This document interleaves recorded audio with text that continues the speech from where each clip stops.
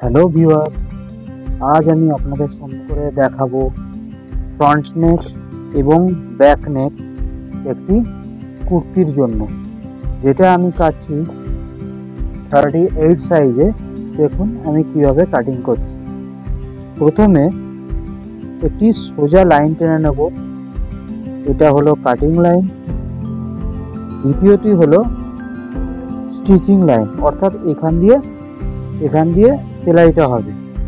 এবারে আর্ম হোলের জন্য দাগ 38 জন্য 38 সাইজের জন্য এখান থেকে 8.5 ইঞ্চিতে দাগ লাগাবো এবং হিপের দাগ 21 ইঞ্চিতে লাগাবো।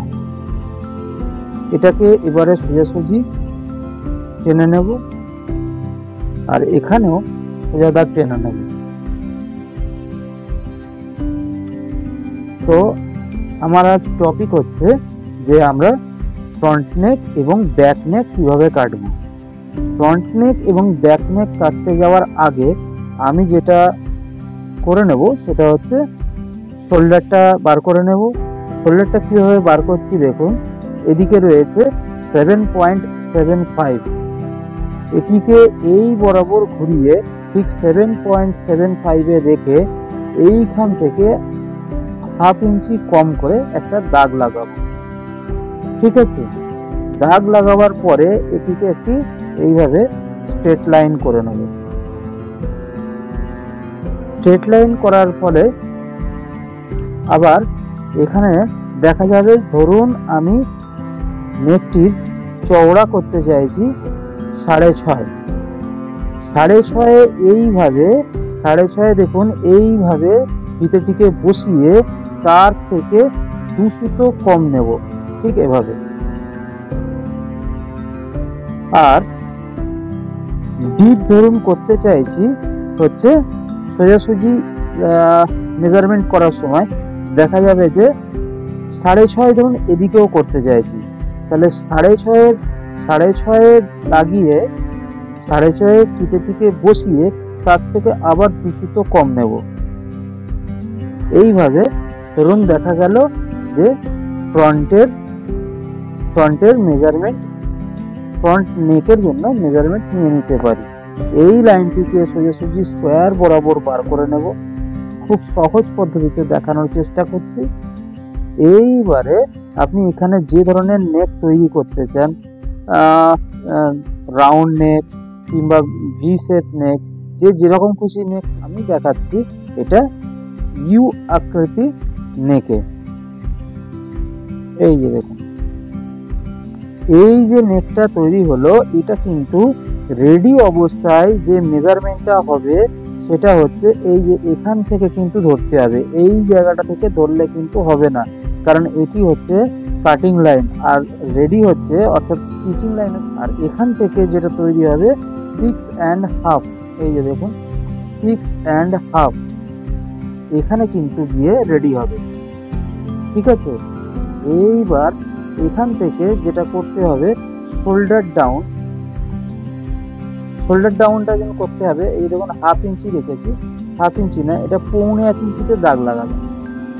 1.5 ইঞ্চিতে দাগ লাগাবার পর এই রকম কাটিং লাইনটি থেকে স্কেলটিকে সোজাসুজি বরাবর রেখে এইভাবে লাইন টেনে নেব।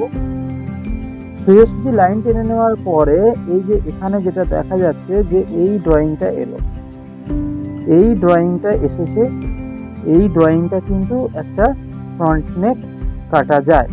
এবারে দেখুন এটিকে প্রথমে এইভাবে সোজা করে কেটে নেব। আজ কিন্তু আমি আপনাদের সামনে সরাসরি দেখাবার চেষ্টা করছি কিভাবে নেকটি কাটা যায়। আবার ধরুন ব্যাক ডিপ আমি করতে চাইছি 2.5, অর্থাৎ 2.5-এ এইভাবে রাখবো। প্রথমে 2.5-এ রেখে এই দেখুন 2.5 আছে, 2.5-এর থেকে 2 সুতো কম নেব। এই যে দেখুন 2.5, এখানে 2 সুতো কমে একটি দাগ মারবো। দাগ মারার পরে এবার এটিকেও স্ট্রেট লাইন করে নেব। স্ট্রেট লাইন করে নেওয়ার পরে এটাও ধরুন এই যে এই শেপ দিয়ে দেব। মনে রাখতে হবে এই শেপটি কিন্তু এই জায়গাটিতে মেলাতে হবে, ঠিক এভাবে দেখুন। তাহলে এটার ফ্রন্ট ডিপ হচ্ছে আপনার 6.5 বাই 6.5, আর ব্যাক ডিপ হচ্ছে 6.5 বাই 2.5। দেখুন, এইবার প্রথমে আমরা কি করব না, এটিকে কেটে বার করে নেব। ধরুন এই একই প্যাটার্ন থেকে কিন্তু ফ্রন্ট এবং ব্যাক দুটোই করা যায়। আর আমি এখানে দেখাচ্ছি এবারে চেস্ট লাইনটিকে ধরুন 38.5 এইভাবে 4 ভাগে ভাগ করে নিয়ে এই যে দাগটি টেনে নিলাম, দাগ দিলাম একটি। তারপরে ওয়েস্টে 8.5 একটা দাগ লাগালাম, আর হিপে এই যে দেখুন এইভাবে দাগ লাগালাম। এইভাবে দাগ লাগানোর পরে দেখা যাচ্ছে যে লাইনটিকে আমরা এইভাবে টেনে নিলাম।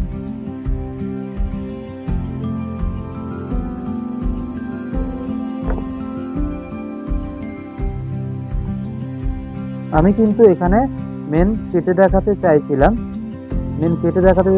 এটা হলো নেক। আর এখানে যদি আমি আর্ম হোলটা একটুখানি একটা মার্ক করে নেব, দেখুন এইভাবে আর্মহোল কেটে নিতে পারে, ঠিক আছে। এইভাবে আর্মহোল কেটে নেওয়ার পরে এটা হলো স্টিচিং লাইন, অর্থাৎ এখান থেকে সেলাই হবে। কাটিং লাইন কিন্তু এর থেকে বেশি দিতে হবে। এই যে এই বরাবর আমি কেটে নেব, দেখুন দেখাচ্ছি।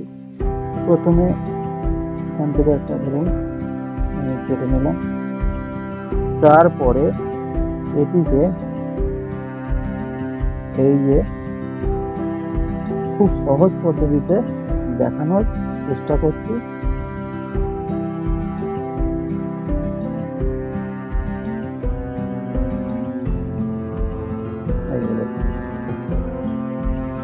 এইবারে দেখুন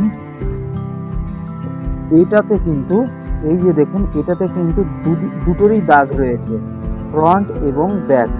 ফ্রন্ট নেক আমি করতে চাইছি 6.6 বাই 6.5, আর ব্যাক নেক করতে চাইছি 6.5 ডিভাইড বাই 2.5, অর্থাৎ ব্যাকের ডিপ হবে 2.5 আর ফ্রন্টের ডিপ হবে 6.5।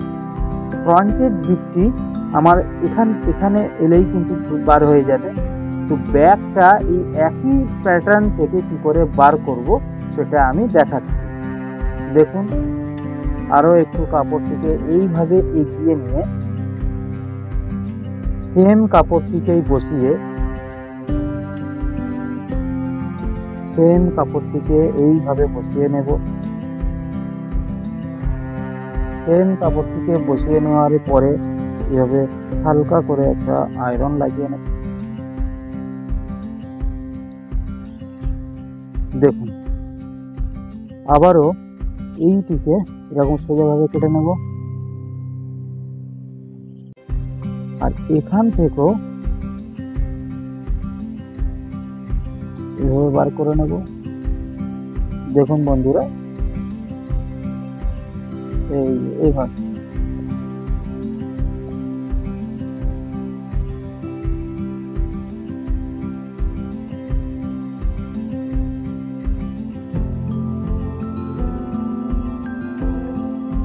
প্রথমে এটিকে বার করে নেওয়ার পরে এই যে আমার যে মেন টপিক ছিল এটা কিন্তু এখানে পিন লাগিয়ে নিলাম, কাট করে নিলাম।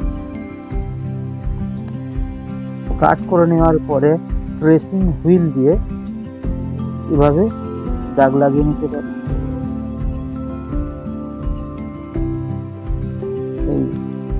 এই যে দাগটি কেটে নিলাম, এটা নিচে দাগ হয়ে গেল, এই দাগটি কিন্তু নিচে চলে গেল।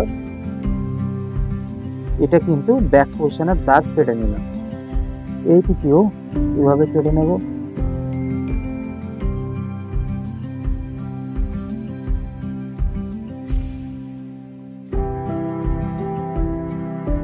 আমার ব্যাক কাটিং হয়ে গেল।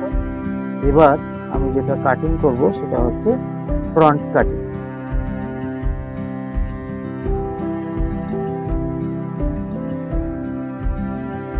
এইভাবে স্কোয়ার করে দাগ কাটলে কিন্তু আমাদের ভুল হওয়ার সম্ভাবনাটা একেবারেই কমে যাবে। এই যে দেখুন তৈরি হয়ে গেল একটা ব্যাক কাটিং, ব্যাক আর একটা হলো ফ্রন্ট। ভিডিওটি কেমন লাগলো বলবেন।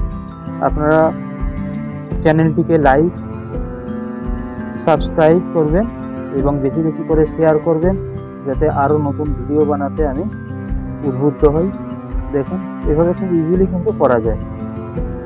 কাটিং আরও সহজ সহজ পদ্ধতিতে অনেকভাবে করা যায়।